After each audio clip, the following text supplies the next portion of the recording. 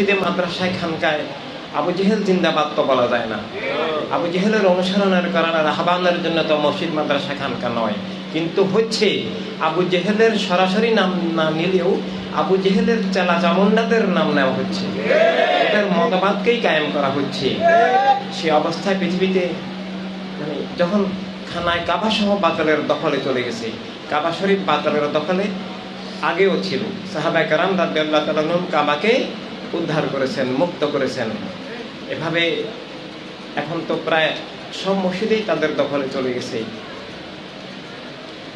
এবং তার চেয়ে মারাত্মক হলো মুসলিম দাবিদার প্রতিটি মানুষের আল্লাহ তাদেরকে খাসভাবে মাহফুজ রেখেছেন কোনো না কোনো উসিলায়, তারা ছাড়া ইন জেনারেল আমভাবে সবাই চলে গেছে। ইসলামের এখন কোনো সত্যিকারের সংজ্ঞা নাই, মুসলিম দাবিরও কোনো সংজ্ঞা নাই।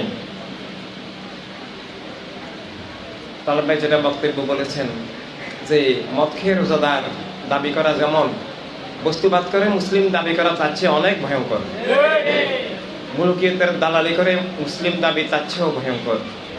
রাজনৈতিক বললে ইসলাম অস্বীকার হয়, কলেমা অস্বীকার হয়, কোরআনে পাক অস্বীকার হয়, তাওহীদ রিসালাতের বিরুদ্ধে যুদ্ধ করা হয়, সব বাতিলের মুলুকিয়তকে কবুল করা হয়, বাতিলকে বিজয়ী করা হয়, হকের বিরুদ্ধে যুদ্ধ করা হয়।